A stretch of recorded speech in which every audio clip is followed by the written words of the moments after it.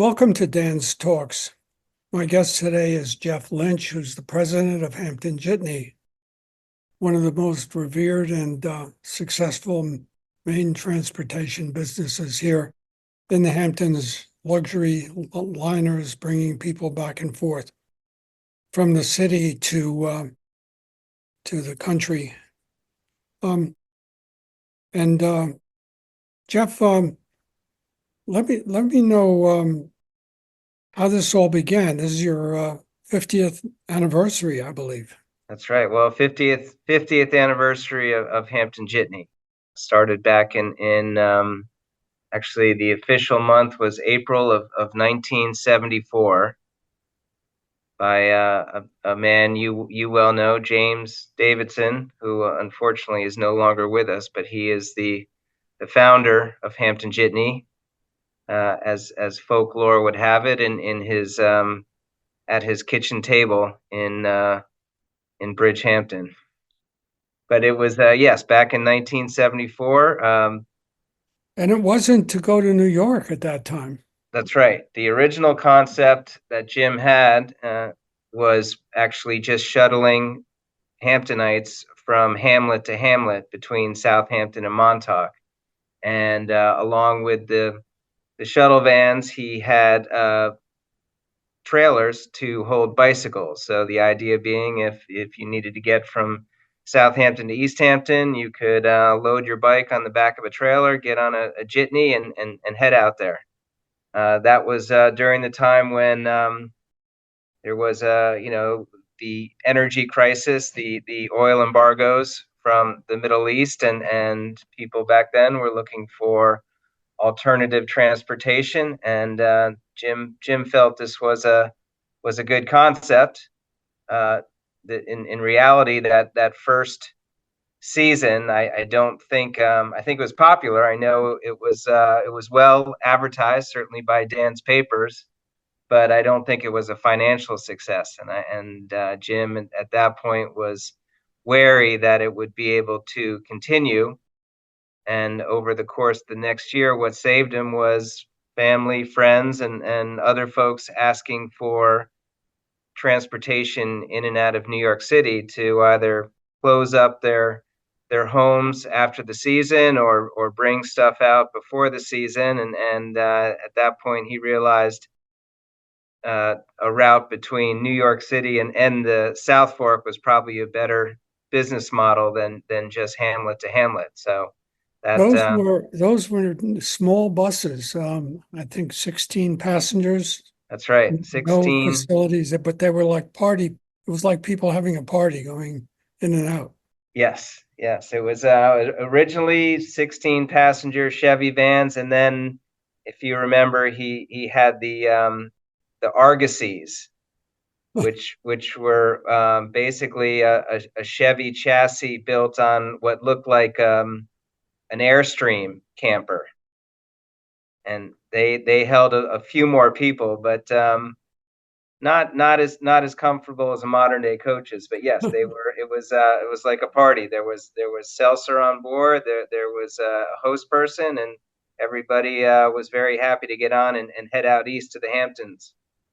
Yeah, and a number of well-known people at that time helped it out, including Lauren Bacall, who did an audio praising the Hampton Jitney, and the waves along the side of the Hampton Jitney, part of the logo, were done by Roy Lichtenstein, the famous artist. Yes, And the that's all Dan's true. Papers contribution at that time was the main name, Hampton Jitney, done by a guy named Tom Speckenbach, who was our art director and the son of a fishing camp building out in Hampton Bays. It had been a fishing place. And so everyone was having a real good time. And as I recall, because I was around at that time, there was a lot of objection to it. You had to get licensing and this and that. And the railroad was dead set against this, thought it was going to be great competition. And eventually we all went to the city and slugged it out with them. And got permission to have it on these stops going up the east side and coming That's out right. through the Hamptons. That's right. That was this, this was still in the days before deregulation, and this type of service required a franchise license from both the state of New York as well as federal operating authority, and the Long Island Railroad objected to Jim's application, and it required some heavy support from friends, family, and certainly Dan's papers. And yes, it took a little time to actually get the operating rights to run Hampton Jitney as we know it today. Well, as we know it today, it would be, and you can tell it to us how astonishing it has grown to just quickly describe all how many buses are there and where do they all go? Well, so the we're all everybody knows Hampton Jitney for the scheduled service between New York City and the East End of Long Island, and that service runs 7 days a week, 365 days a year. We have a fleet of almost 60 motor coaches that are out on the Long Island Expressway on any given day, running that service. But Hampton Jitney is also a very big charter operator here on the East End. We have corporate clients, we have school districts, as well as individuals that charter our vehicles and our drivers for their own itineraries. We're also a tour company. We have retail tours. We'll send trips into the city for, say, a Broadway show, or maybe a game at Madison Square Garden. We'll sell the tickets to the show. We'll sell a meal around it, and obviously the transportation. But we also do multi-day trips. We go off Long Island quite a bit. We'll go this year. We go as far west, I think, as Michigan to Mackinac Island. We're going north up to Nova Scotia, and we'll go as far south as Texas and Florida. So we're pretty much all over the eastern seaboard. But everybody knows us for what we call the line run, taking the jitney to and from New York City, and on that service, it's actually three lines. We have the North Fork line, which operates between Orient Point and here in Calverton, where I am today. Then we have the Montauk line, which is Montauk through Southampton, and the West Hampton line, which runs between Hampton Bays and Manorville. And all three of those lines go in and out of New York every single day. And talk a little bit about the ambassador service, which is the high scale trips, and what goes on board. The Hampton our Hampton Ambassador class is it's been running now for over 20 years, and it's same routes, but it's a higher level of service inside the coach. We take a regular size coach. We take out the regular 2+2 54 seats, and we install 2+1 30 seats. So there's a lot more room in between the rows, and a lot more room for our passengers. We install a galley in the rear where the trip host can serve amenities from. On board, we'll have anything from wine tastings to advertiser samplings. Certainly, there's regular beverages, soda and water, and food snacks. But yes, it's meant to be a higher level of service than the regular Hampton Jitney service, but certainly very popular this time of year. During the summer, our Hampton Ambassadors run full. And you also do service in winter up to ski country, up in Vermont, is it? Or New Hampshire? That's right. We go to Stratton Mountain up in Vermont. Originally, that was started as a deal with a real estate company that was developing around Stratton, and they wanted service. But ultimately, we wound up doing it on our own because it was so popular. So we run anywhere from Christmas or New Year's all the way out to the end of the season. Each weekend, we send trips up on a Friday to Stratton, and we'll actually stop at Bromley Mountain as well, and then bring everybody back on Sunday. I think Jim Davidson would have been astonished to see how much this has grown. And when did your family get involved with it? I know he decided he wanted to sell it. Yes. So Jim sold to my parents in 1988. Jim unfortunately got sick and realized he had to sell the business. My father was recently unemployed. He had and his partner ran the Cross Sound Ferry between New London and Orient Point, Connecticut. That's actually, as a kid, what I remember growing up on the ferry boat business. But he, in the mid 1980s, sold to his partner and did not know Jim.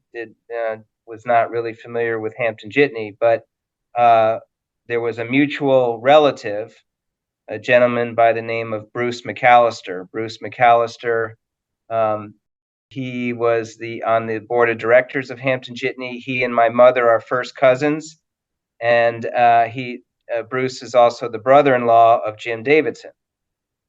So Bruce knew the situation with Jim, knew the situation with my dad, and ultimately brought the two of them together. And it was serendipitous at the time, but worked out certainly for the Lynch family, and we've been here ever since. Well, the McAllister family, that part of your family has been in the transportation business for decades, That's but right. a Well, different kind of centuries. transportation. So yes, my mother's family that comes from a long line of tug and transport, uh, the tug and transport industry. The company it was originally called McAllister Brothers. It's now McAllister Tug and Towing. It's based at Lower Manhattan, South Street Seaport. It is a company that was started back in 1865. And it's still a family business. And actually, McAllister Brothers still owns the Bridgeport Port Jeff ferry, and at one point also owned the Cross Sound ferry on the east end of Long Island. And so it's all kind of related. But my father, before he got involved with the ferry boat business, worked for General Motors. So transportation is definitely in our blood. It's something that it's been we've been doing it for generations, and Hampton Jitney is the natural evolution of our family business. So we went from tugboats to ferry boats to motor coaches. There's a famous cover that was on the New Yorker that shows basically a World War II landing craft with Yes, Hampton Jitney on the side, and from its mouth are 30 or 40 cars of people coming onto a beach in their cars, but carrying bathing suits. And well, it's a great cover. I'm sure you it is a great familiar cover. with It's hanging on the wall somewhere around here. it. So what have you got new plans for the future at all that you can talk about?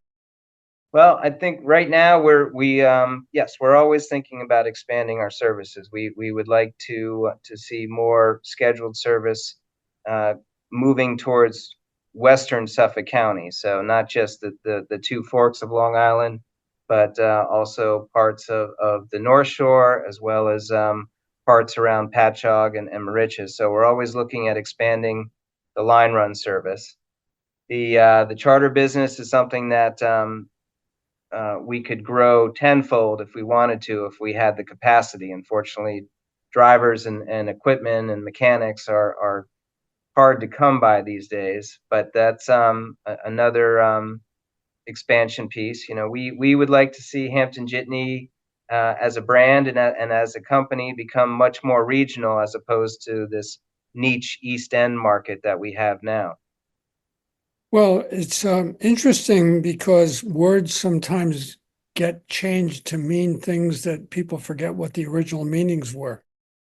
And Jitney was originally named that as a result of Jim Davidson's becoming aware of the jitney service in the Southeast, specifically, I think Singapore and Hong Kong, Hmm. where men would carry pull carts down the street from one place to another on a regular basis.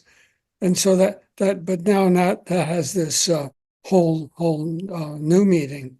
Yes. Um, Well, Jim did not like the word bus. He didn't think that was appropriate for the type of service that he was trying to and which start. yes, and that was that was what he'd wanted to do. Um, the the family's involvement besides yourself is a number of people. Is that correct? Yep.